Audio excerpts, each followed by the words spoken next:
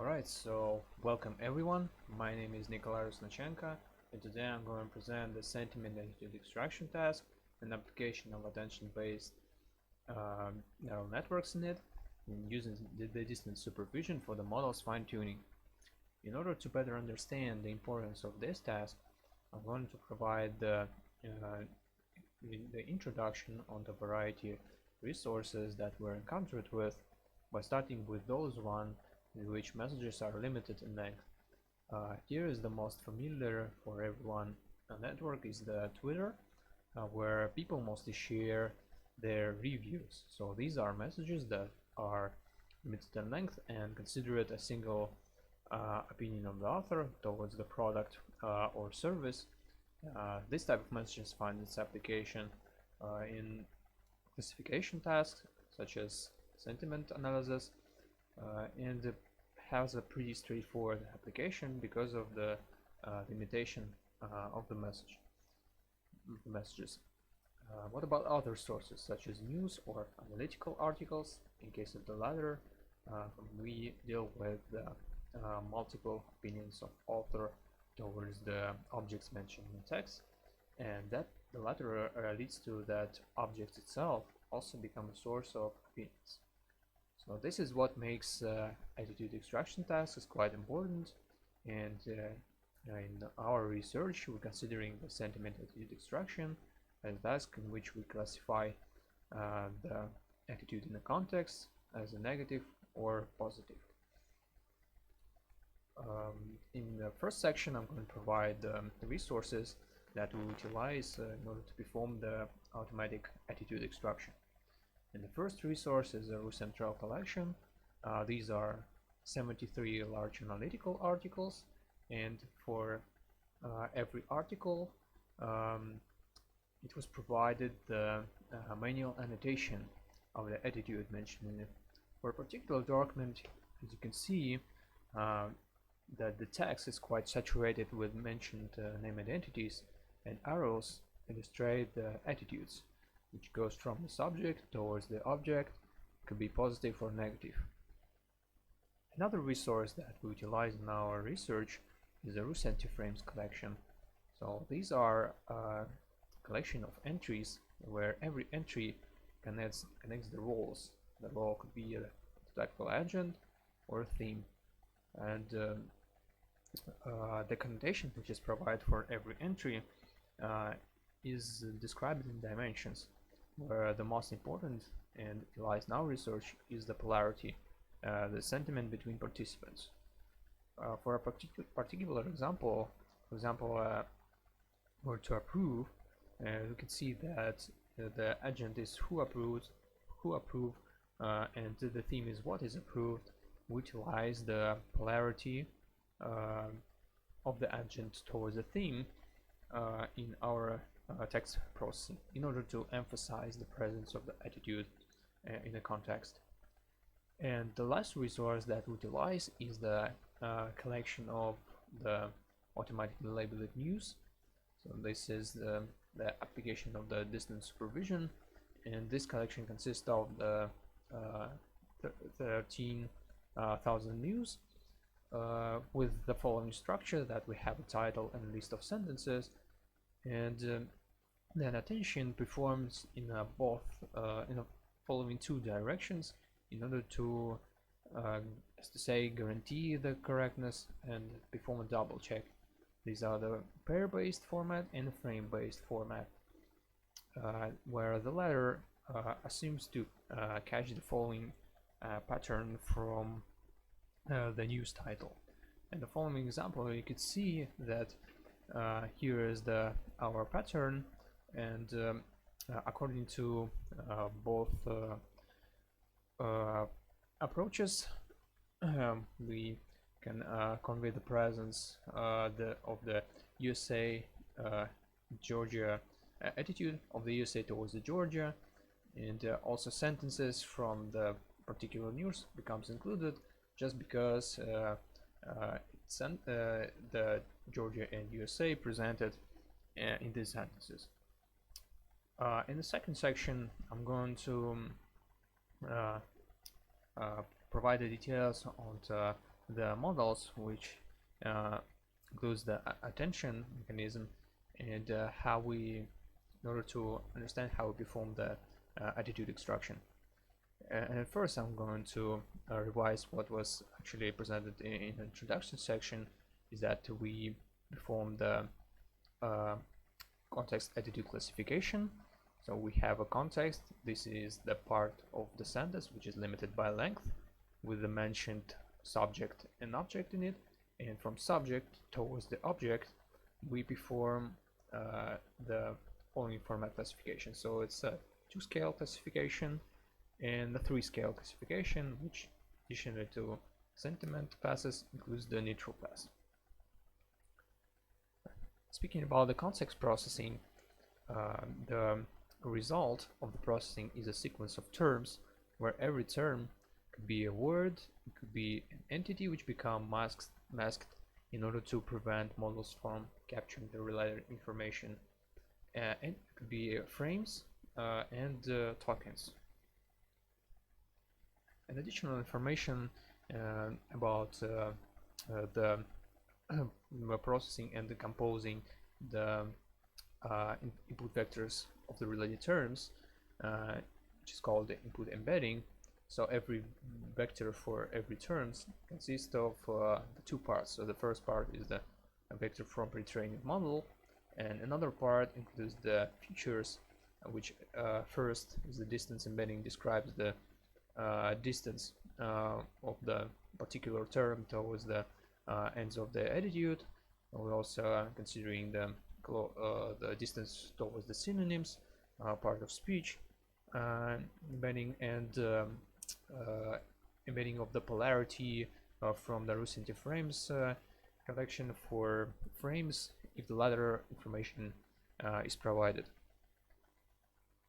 And here is the most important component of the neural network, is a context encoder, which assumes to convert the input representation input embedding towards the context embedding.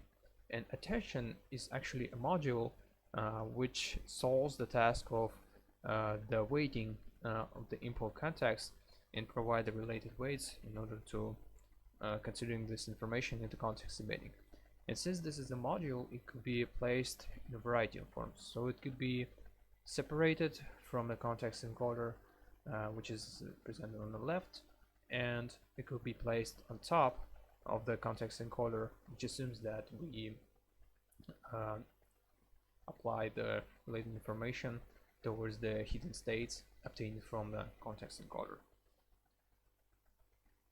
Considering this type of placements of the attention module, in next slides I'm going to provide the details of the models that were utilized in our experiment, by starting with attention CNN. So attention CNN is in our research is a feature attentive context encoder. So what it means is that as in every attention based encoders, we need to combine 2 components. So the first component is the term of our context, and another component utilized in order to obtain the weights is the feature. So the feature considering as an attitude end, or it could be a frame mentioned in the context. In order to obtain the weights using the combination of the feature and term in the context, we utilize the following formula, which is presented here, and it utilizes the application of 2 perceptrons, and it also means that the overall model is called as multi-layer perceptron. And another model is that we utilize as a context encoder is a self-attentive context encoder, in which the attention model is placed on top of the context encoder, and the combination, unlike the encoder was presented in the prior slide, is that here we combine the input term with the hidden state which is trainable during the model training process. The term represented as a combination of two hidden states, when first hidden state is the LSTM, which is from the based from the left to right, and another from a different direction. The weight calculation is performed according to this formula, which means that we perform activation and then we just multiply the hidden state, activated hidden state, towards the W vector. And the idea is why it's called a self-retention is described in this formula. So we can perform this computation just because the hidden states itself are training during the training process. So there is no need to utilize the perceptron here. And in order to obtain a result label, we perform the application of fully connected layer towards the context embedding and then softmax operation, which results in class probabilities. And the result label is the maximum probability across all the labels. And the last section is devoted to experiments, where at first slide I'm going to describe how it was actually organized. So we have two types of the experiments, and it's important to know that the output is a document level opinion, so we get the averaged score across the related context of a certain opinion. And this is the details of the evaluation. The training format organized in two formats. So first one is the supervised learning, where we utilize only the central collection, and another one is the application of the distance supervision, which assumes to additionally utilize the attitudes collection. For every model group, as we can see, so considering the two-scale results experiment, the best model that illustrates example out there is the model which utilizes the self-retention, and moving from 2-scale to the 3-scale results, it's possible to see that the task still remains quite complicated, with the best results also achieved by attention BLSTM, and the application of distance supervision and attention also results in significant improvement in case of the attention CNN and attention CNN models. The last subsection is devoted to the weight distribution analysis. We consider a 3-scale experiment, and for every group presented here, we perform and define the context level weight. So these are the weight of a certain group, is the amount of weight is concentrated in the context of the certain group, and utilize this weights in order to create the distributions across the sentiment context and the neutral context. And here is the result for one of the model, which is attention CNN. Here it's possible to see that there is a slight discrepancy between the sentiment and neutral context, the related distributions on the sentiment and neutral context, and moving towards the application of the distance supervision, it's possible to see that in case of frames in sentiment, we have the shift of the related mean values, so the weight become really distributed. And as for attention BLSTM model, it's also concluded the same, and additionally we can see that the significant difference between neutral and neutral sentiment context, which is also could be presented here on an example, is that the major idea of the application of distance supervision is that it captures the wall pattern in terms of weights, so the weights become more concentrated on the frames appeared in between the attitude ends. In conclusion, I'm going to say that from what we started, that we propose the task, which is in 2-scale, 3-scale formats, to study attention-based neural networks, and the result model with attention VLSTM illustrates the significant discrepancy between the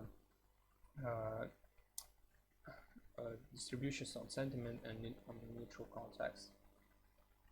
And the last slide is devoted to the links, and is that pretty much I'm going to say, and thank you. That's all.